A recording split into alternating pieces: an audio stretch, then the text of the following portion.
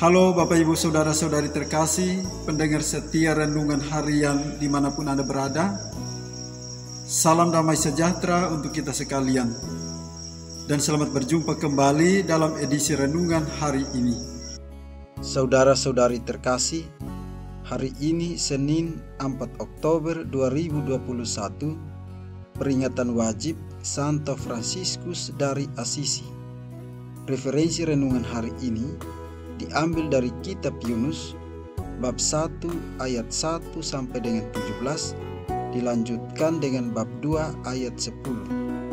Dan bacaan Injil diambil dari Injil Lukas bab 10 ayat 25 sampai dengan 37. Saudara-saudari terkasih, setiap hari tidak sulit kita menjumpai orang yang terluka, orang yang susah, orang yang sakit, orang yang stres, dan orang yang membutuhkan pertolongan. Tetapi apakah kita bisa menolong seperti orang Samaria yang baik hati? Dasar kisah ini adalah pertanyaan, siapa yang masuk surga? Yesus pun mengungkap perumpamaan ataupun kisah ini. Mungkin banyak orang berpikir bahwa yang masuk surga itu adalah mereka yang tekun menjalankan ibadah dengan tertib. Namun, ternyata Yesus menegaskan bahwa yang masuk surga adalah mereka yang punya kasih, mereka yang punya cinta dan bela rasa kepada mereka yang membutuhkan. Kita diundang untuk menjadi orang Samaria zaman now. Saudara-saudari terkasih, bacaan-bacaan pada hari ini hendak menjelaskan kepada kita bahwa kita selaku pengikut Kristus hendaknya mengenakan kasih sebagai identitas diri kita.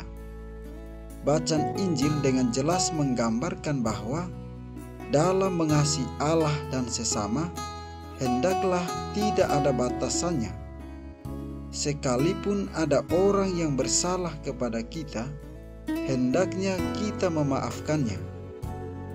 Bacaan pertama hendak menceritakan kepada kita bahwa Allah selalu dan senantiasa akan mengasihi kita apabila kita menyerahkan seluruh hidup kita padanya. Sekalipun Yunus menolak perintah Allah, ia masih dikasihi oleh Allah. Saudara-saudari terkasih, sejak sebelum dunia diciptakan hingga pengutusan anaknya yang terkasih, Allah memberikan keselamatan bagi umat manusia didasarkan pada kasih-Nya yang tiada batas. Yesus Kristus pun telah menunjukkan kasih yang tiada batas seperti yang dikisahkan dalam kitab suci. Cintanya yang tiada batas itu berpuncak pada sengsara dan wafatnya di salib. Kasih yang telah ditunjukkannya kiranya menegaskan bahwa kehidupan kita didasarkan atas kasih-Nya yang tanpa batas.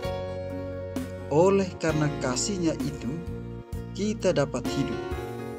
Maka, kenakanlah kasih tersebut sebagai identitas diri kita. Saudara-saudari terkasih, kasih ibarat sebuah kartu yang perlu diperbaharui supaya terbebas dari masa kedaluarsa. Mengenakan kasih berarti kita memberikan seluruh hidup kita kepadanya. Kehadiran Yesus dalam diri kita akan menghadirkan kebahagiaan yang tiada tara, bahwa kita tidak terbeban berat dengan situasi sulit yang kita hadapi. Kita tidak tergoda akan harta duniawi semata, melainkan hidup menjadi lebih bermakna karena bertumbuh dalam iman, harapan, dan kasih. Saudara-saudari terkasih, hal ini telah dibuktikan oleh Santo Fransiskus Assisi yang kita peringati pada hari ini, bahwa ia meninggalkan segala kekayaannya demi menemukan kebahagiaan sejati, yakni Tuhan kita Yesus Kristus. Dan apabila kita menjauh dari Tuhan, kasih akan perlahan memudar dari kepribadian kita, sehingga jiwa kita terasa hampa, sehingga kita mudah mengalami kerapuhan.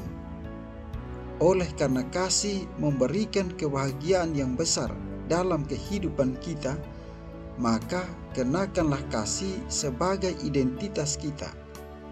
Sebab dengan menggunakan kasih, kita dapat mengakses kebahagiaan daripadanya. Dengan demikian, agar kasih semakin bertumbuh dan berkembang, maka patutlah kita selalu mengarahkan diri kita untuk bersatu dengan Tuhan dan menaruh seluruh harapan hidup kita kepadanya. Saudara-saudari terkasih, kisah yang disampaikan Yesus tidak hanya menjawab pertanyaan siapakah sesama manusia, tetapi juga sebuah kritikan pedas. Kita tentu tidak ragu-ragu mengakui diri sebagai pengikut Yesus. Tetapi apakah kita sudah menjalani ajaran Yesus? Seberapa besar kepedulian kita terhadap orang yang menderita? Bukankah ada begitu banyak alasan ketika kita diminta untuk mengorbankan apa yang kita miliki untuk membantu sesama?